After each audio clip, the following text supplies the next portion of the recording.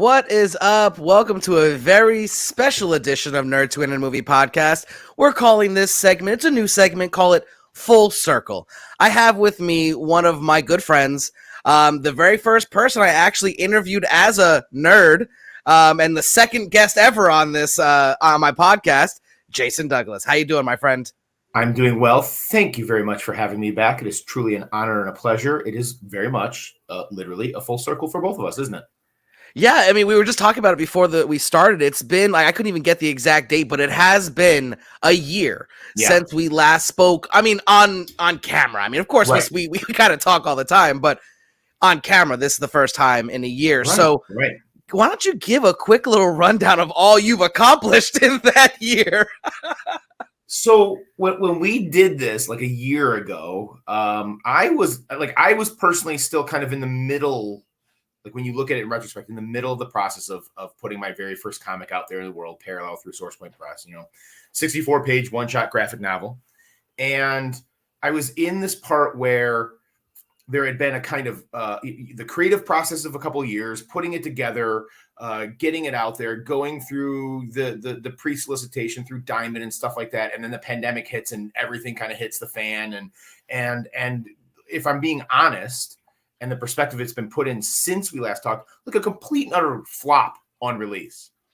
And then something bizarre happens over the next literal year, which is instead of kind of folding up shop and moving on to the next thing or to nothing, as I think you were supposed to do, I just started doing shows and hanging out with people like you and making connections, and literally spent almost 14, 16 months doing what ended up being 75 interviews. Oof, and wow. Little by little, like word spread. And for a book that usually has like a month, maybe 2-month shelf life, it just grew over like 18 months to the point where after you and I talked the summer of last year, I started to finally get to dip my toes in what I should have done, a year before, which is going to cons and like meeting people. And through, selling a little bit online and through this interview and that interview. And it got to the point where SourcePoint had to buy back copies from stores because to meet the online demand from hanging out with people like you. And then we basically by October at Motor City Comic Con sold out the entire print run. And that was kind of, speaking of full circle, that was a literal full circle for me, because that was supposed to be my first con 18 months before, where it was supposed to kind of launch. Instead, it's kind of where it ended. And that was kind of magical. That's my hometown con. That's the place where I met Travis, at that time, editor-in-chief of SourcePoint, and sold the idea. So very appropriately themed title of the segment today. And right around the same time, or actually a couple months earlier than that, I get hit over the head with a sledgehammer for all the things that happened along the way, right? That I couldn't have expected, even as like a fanboy of decades of comics and thinking, oh, this might happen or that might happen when this dream comes true. Having several variant covers that sold out really kind of was like, that was amazing. Getting to meet so many people out there who had a personal connection with the book and the kind of universal themes that you and I talked about last time, that was magical and maybe not necessarily on my radar. But I was on vacation at the very end of summer before going back to school to teach for my 22nd year as a public school teacher. Oof. And I get this text and I get this email, and then I get a second text and a third text, all from these people saying, by the way, you have been nominated for 2 Ringo Awards, Best Writer and Best Individual, comic or story. And I ended up at the end of October, I ended up in Baltimore, on the guest list. Like you went to you probably still can. You go to the Baltimore website, and it's like there's me and there's Garth Ennis name right next to me, and I'm like, that's not real. And we but we had sold out. And so we made made a con exclusive with the Ringo stamp on it. Yes. Oh, I love that. That's like I have every single variant except for the foil of this one. The foil, which I don't have the foil. So okay, let me tell you. So this was wild. So when we go to we go to Baltimore, and I fly out there, and it's my first away con. It's only my second con ever, and I got 100 copies of this, exclusive con variant. And the showrunner for Source Point's out there, like the utility dude who's like, you need a Sharpie, he's who you go to. Your phone's about to die, he's got the charger, he's running the booth. And he pulls out this box and said, look what we found. And in the vault, in the archive, because of overtures when you order a certain book, they had like 10 left of that foil that had sold out like a year before in like 24 hours or something. And so like we got to get rid of those at cost at like $20 or something like that. And we had seen them, like literally we were looking online and we had seen them going for like over $100. Yeah. And it was just like kind of like, the collectors or the people who came to that con who like actually knew me by that point were like, you're kidding. And those just went boom. And that experience of it was really the first con where like literally people came out to see me and to get that book and get that book signed and like, oh, there's another exclusive variant. And that was amazing. There was a dude. Oh my God.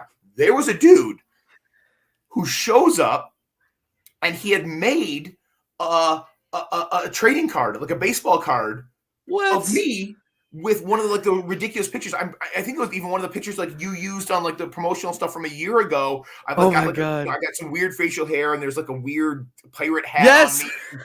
I know what thing you're talking about. The dude made a card and he's like, he brought that for me to sign. That is amazing. And then probably the most mind-blowing thing that happened that weekend was I got to present at the Ringo Awards. And so like you're in there and you get your fancy dinner, and I got up there and I co-presented the first 10 awards, and I got to give a speech about Mike and my connection to him. And there was some applause, and there were some laughs, and there were some tears, and it was absolutely magical. And then afterwards, I'm like literally hanging out at the after party in the bar with rubbing elbows as I'm going to roll my eyes at this because I don't really think about it. It's equal with all these people who had been either heroes of mine or people I respected, a bit more contemporary. And it's like, and they're treating you like as an equal, even though I've been in the industry for 5 minutes compared to my 500 years as a fan. And they won't accept. It's funny because they won't accept like I'm not worthy of being here. And they kind of very much reassure you. And I'm like, guys, you don't know the half of it, because had this not been an away con, had I not only been able to take my backpack and a carry-on, there would have been a long box here of your guys' stuff. And you would have been very annoyed at me. You've been like, no, you are just a fan. You aren't on this side of the table, are you? Because yeah, I would have just been like, sign these 400 books, Mr. Ennis, But yeah, it's been a very, very magical experience. And now we're kind of in this in-between time, right? So that chapter of Parallel, of my first book, is closed. I mean, it's sold out, right? There are no more copies. You can still get the digital version at sourcepointpress.com, and it's really reasonable. And go back and listen. Fantastic read. Fantastic read. It's a 64-page one-shot graphic novel that like begs the question of you, the reader: what price would you pay for a second chance at all the dreams that you thought left behind? Black Mirror-ish in some spot, I've heard people call it. Very ambiguous ending. You either feel pretty good about yourself or you feel pretty awful about yourself at the end.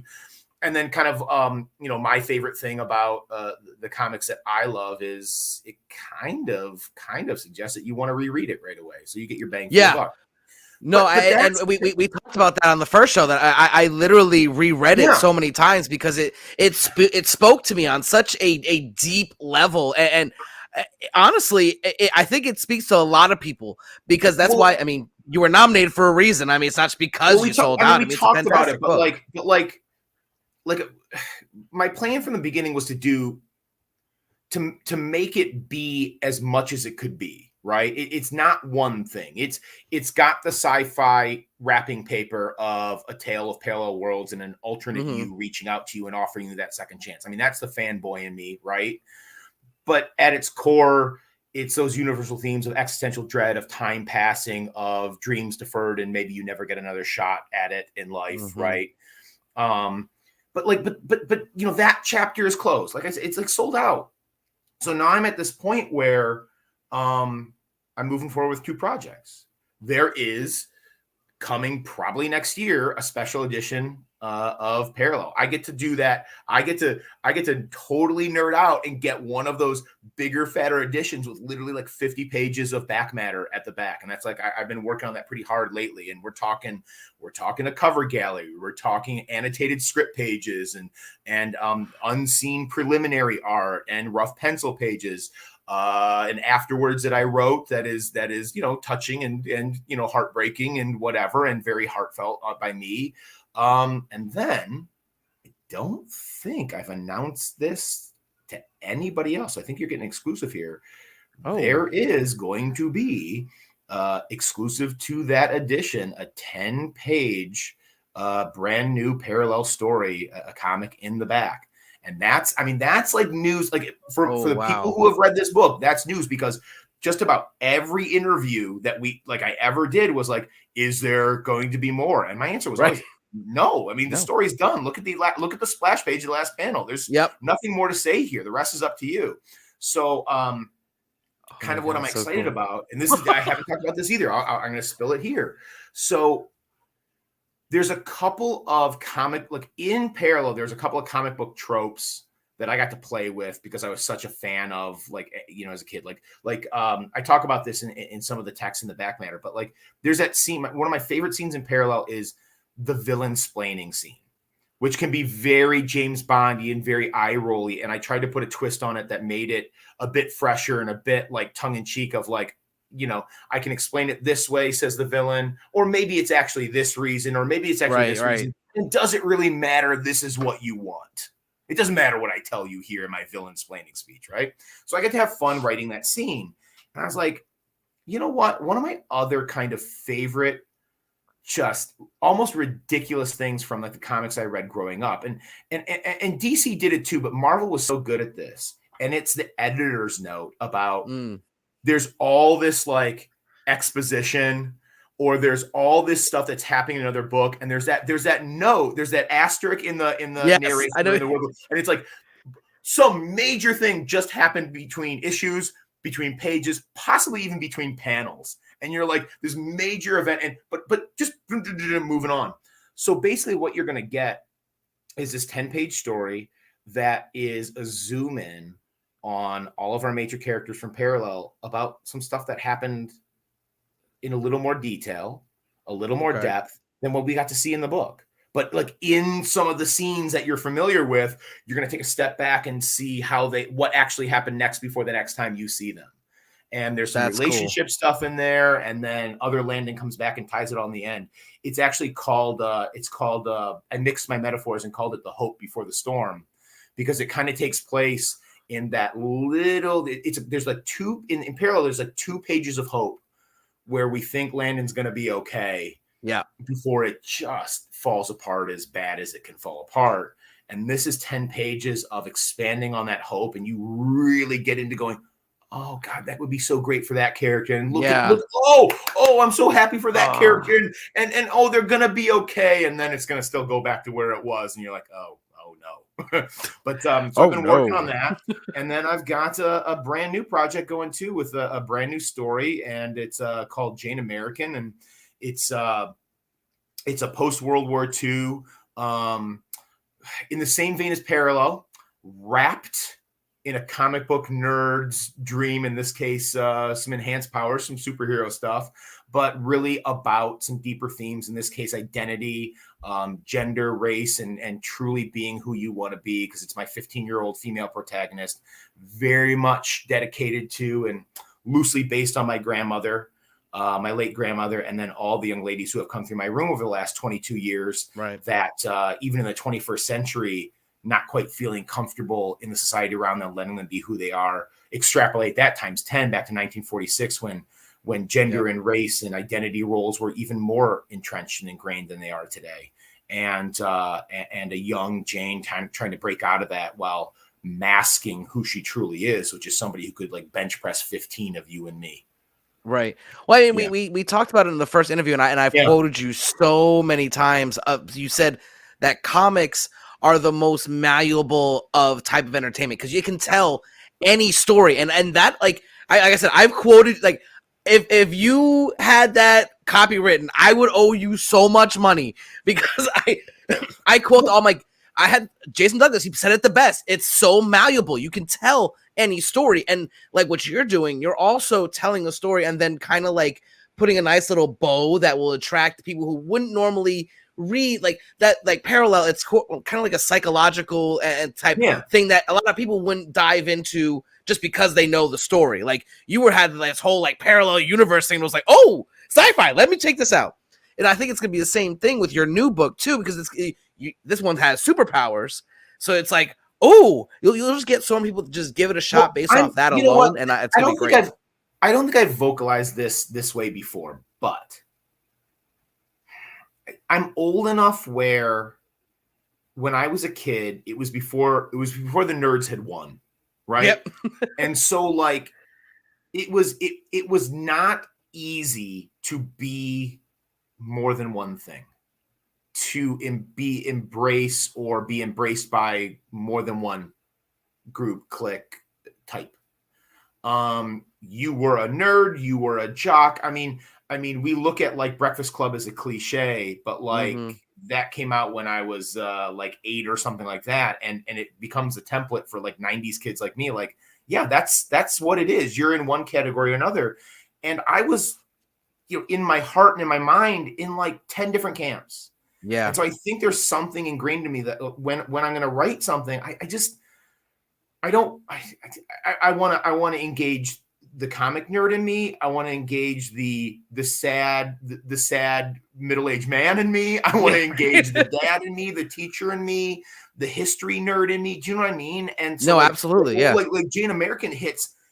Like if I've got here's some bad math. If I've got like 8 quadrants, which I know does not work. Don't listen. I'm horrible at math, so to me it works. But like I'm hitting them all. I mean, there is some like there's a lot of personal family stuff in this for me, right? A lot of people named after things, and I don't know if I mentioned you this last time, but like the actual factory that like Jane goes to work in, and her mom worked in as a Rosie the Riveter, and her dad worked in before the war, is an actual factory that in the town that I grew up in, and actually had the war contract during World War II to change from a wire factory to a place that made Mars and Match, which are the temporary runways that allowed us to kind of island hop in the Pacific and stuff.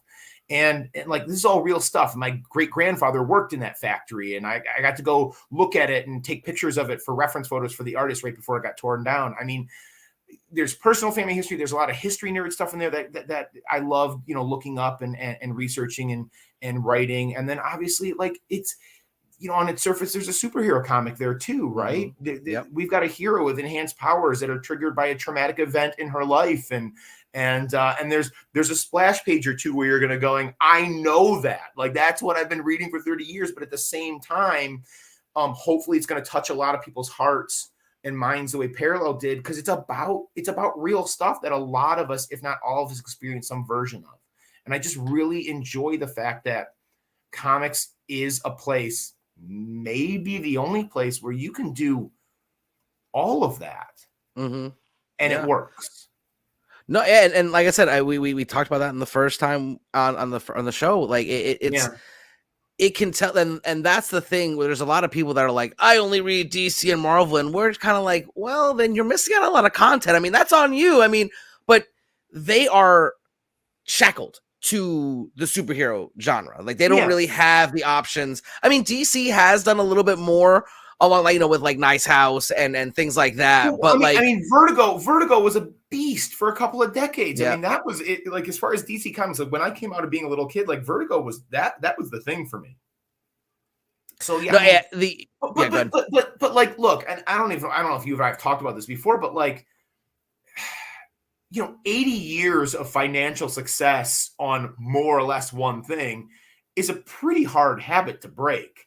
I mean, I don't blame the big two for being shackled to that. I get it, but like I think the conversation we had was, not only are comics the most malleable, but indie comics are the place where there's just no restrictions at all, and truly any kind of story can be told. Yeah, and then again, like, yeah, I don't fault them. I mean, besides that little time in like the 90s where they almost went bankrupt, it has been very successful, and I'm not judging them for sticking. I mean, if it works, don't fix it. I mean, if it's not broken, but I do love, like we said, that in the indie comics, you can do what, like, if you've got an idea and it's a good one, you got a chance to get that story told on an indie, even a small indie, large indie, whichever. I mean, there's so many great publishers right now. Like, it is a damn good time to be a comic book nerd. It's really weird because the conversation about print media dying for almost a decade now. Yep. And there's some kind of, I mean, golden age is not the best term to use it because there's already been a golden age of comics, but like golden age is that term that we use for anything that's just really flourishing in the moment. Like, right. Like, comics are really, really good right now. Yeah. And really diverse too. Mm-hmm. Like in a way that maybe not so much ever before. It's kind of an interesting, if not magical, kind of period in this industry that's supposed to not be working anymore. Yeah, no, you're exactly right. And then you think about, like, people talk about no one buys newspapers, no one buys magazines, all on their phones. But here we are, right, buying comic books still to this day. And it might just be the collectors in us, because there are some people, like, I don't read a lot of the books that I buy. I will then go out and pay more money for a digital so I don't ruin my comic. Unless I buy a couple to read, this is my personal copy, I'll read it, whatever. But usually it's still to this day. I mean, there are books that are worth tens of thousands of dollars. I think vinyl has not paved a way, because vinyl was all but gone before it came back, and comics aren't on that same trajectory. But vinyl has proven, I think it's the proof of concept that no matter what the digital future of this medium looks like, the print thing will still thrive on some sliver of, like, even if it's just a niche market, the way vinyl is, though it's like niche plus, it's not going to go away. It's not going to go away. It's just it's too cool and too good and too many people like it. And I don't think this will, like, newspapers can at some point be a zero thing. There will at some point there will not be a print newspaper anymore.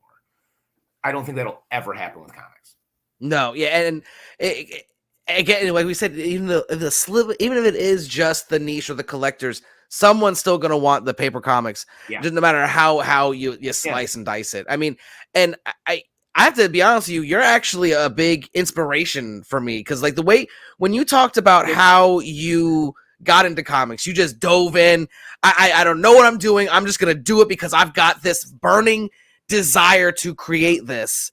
Yeah. And that's actually what I'm doing right now. I actually have my 8-page Ashcan script, and with my artist at the moment. Talk about this, because this is, like, ridiculously exciting, and I am amazingly proud of you and impressed. And let's tell the people. So I have been slowly working on a zombie-themed apocalypse story as a novel for about a decade now. Yeah. And then one day I just sat there and was like, I'm not enjoying this anymore. How can I enjoy telling this story again? And then it hit me, dude, make a comic.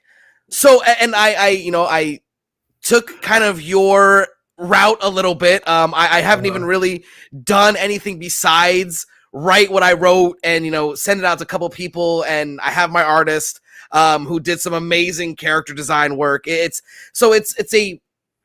is from the artist. After I gave him my scripts, he was like, for me, it's a human story set in a zombie apocalypse.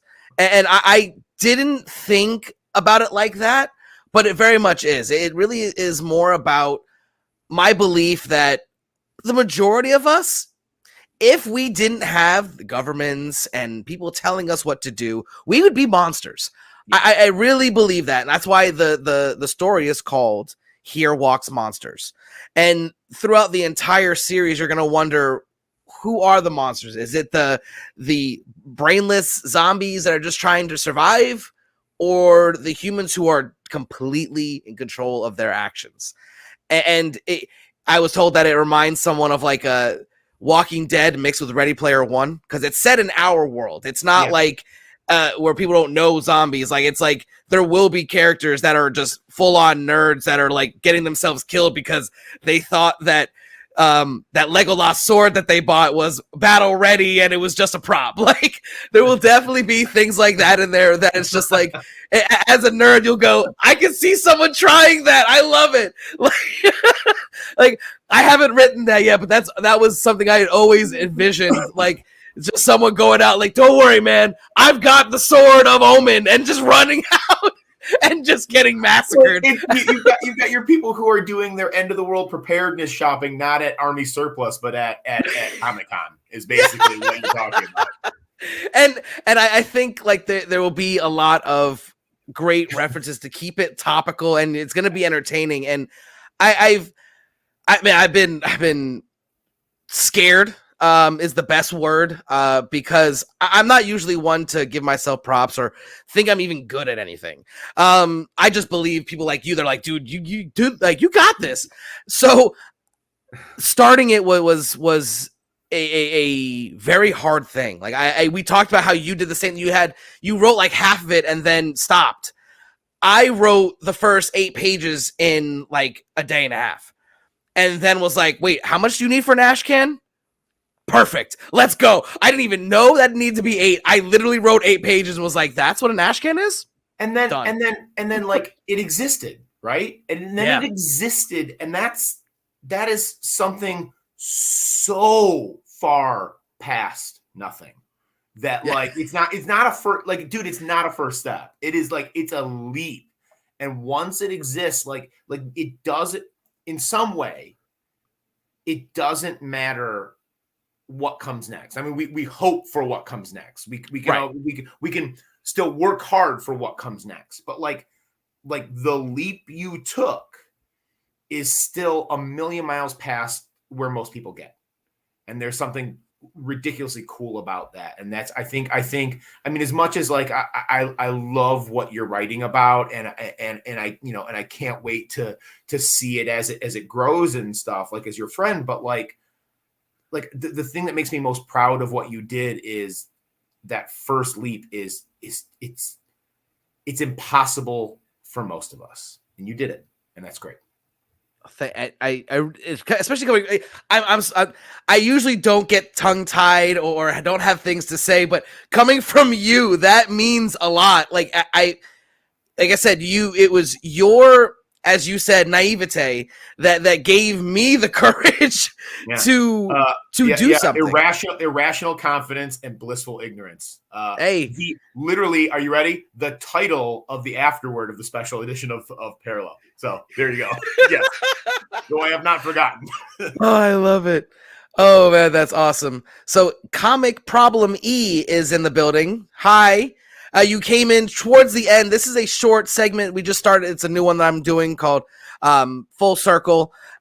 Jason was kind enough to come back on, and it's been over a year since we last spoke on the channel. So we had just a little catching up of all the things we've been doing. I mean, and when we first talked, it was just starting my podcast. You were just finishing like that first part of your journey in Parallel, and it just felt fitting to come back and talk about how crazy this last year has been. I mean, you talked about going to your first con. I went to my first cons since we talked. Yeah. I was on stage with Vanilla Ice at Collecticon. I got to speak to I'm drawing a blank on his name, but the guy who sang the Pokemon theme song. Like, I did a little short interview with him, and he literally said, "Gotta catch them all, Nerdtooine," and I almost fainted. Like, when I tell you, like, I felt, I was like, oh my god, he just said that, and I just like focused, like, okay, don't die. Thank you so much. Okay, I'm gonna walk away now. Bye. Like, it took everything I had not to just fall over. I mean, look, it's been about a year since we did this officially. Like, life was going to happen to us anyway, right? Like a year of life is going to happen. That's how it works. But when you look at, like, you know, speaking full circle, like when you look at what you and I have done since then, and the ups and the downs and the it's kind of mind blowing. And sometimes because you're in your own body and you're in your head every single day, it takes a little bit of reflection, like with somebody who went on their journey, and then you look at yours to really realize, because